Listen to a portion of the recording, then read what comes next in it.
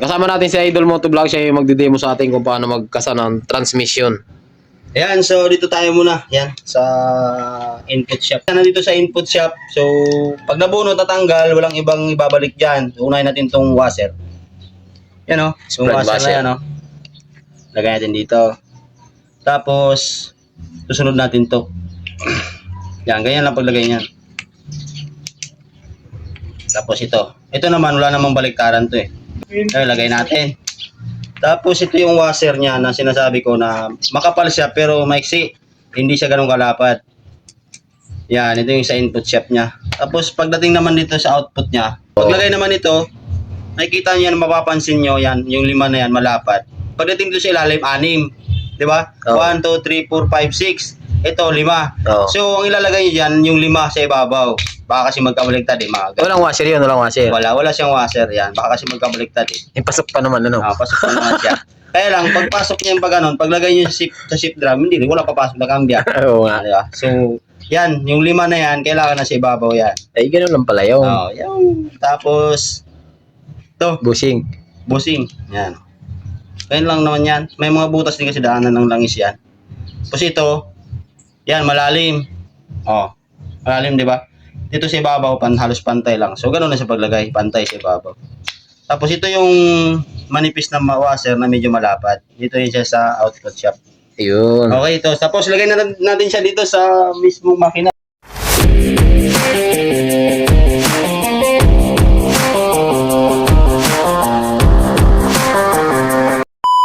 So, paglagay naman, ganito lang.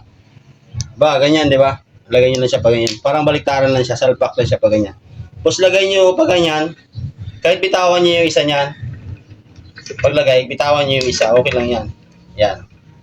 Importante, ma-shoot nyo itong output shop niya. Ayan, shoot mo yan. Tapos ito naman tayo sa shifting port. Shifting port. Ito namang dalawa na to, hindi kayo malilito dito mga idol, kahit ilagay ito sa ilalim, kahit ilagay nyo ito sa ibabaw, pare-pareho lang naman ito kasi yung kapal niya, pareho lang din yan. Yan o, paras lang yan. Hindi gaya ng ibang shifting port, meron siyang mataas dito, may exist sa taas. So sa paglagay naman, ganito lang din o. Lagay nyo siya pa ganyan, angat nyo lang ng konti para hindi kayo mahirap. Ayan, pasok na agad yan. So ganun din dito. Tapos yung isa naman din, hindi rin kayo magkamali kasi kung mabaliktad nyo to, hindi papasok yung sa shift drum niya, ito sa butas. So ganun pa rin siya paglagay niya. Yan, tapos lagay natin tong shift drum. Yan. Lagay natin to shift drum. Yan lang yung paglagay niyan, yan o. Ayun, ganun lang pala yun. Sa pagsalpak naman ng shifting port dito sa shift drum, iangat nyo lang din to konti, itatapat nyo siya dito sa butas, yan o. Angat nyo siya dyan, lagay nyo yung ano, yan. Tapat yan. Kasi ganoon din dito sa taas, angat nyo siya ng konti din, yan, para pasok. Tapos, una nyo ilalagay yung may butas na pin, yan o. Ba't magkaiba ba yan? May butas. Kasi itong isa, kaya siya may ganito, ito yung sinasabitan ng pag nagkakambya ka, ito yung parang babalik siya, hihilayin siya ng spring. Yung spring naman, ito yun, dito siya nakalagay. Ano ba yan?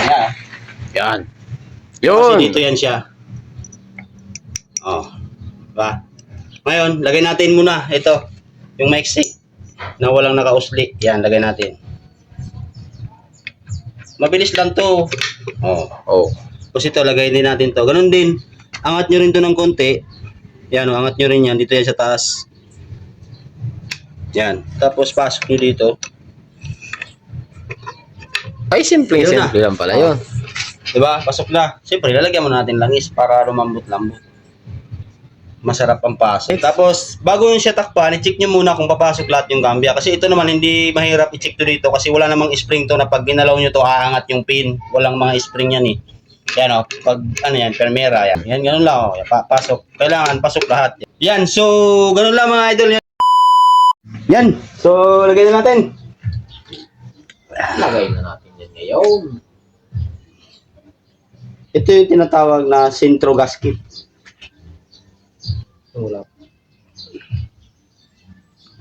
So, lagyan niya lang siya ng kunting pandikit para kahit papaano kumapit siya.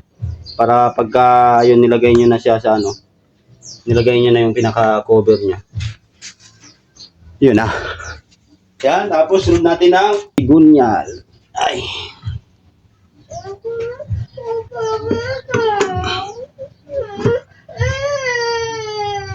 Yan. Ganyan natin yan. Tapos, tapan na natin bro. Yan.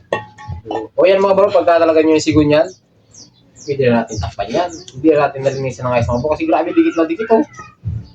Ubus yung gasolina ni bro.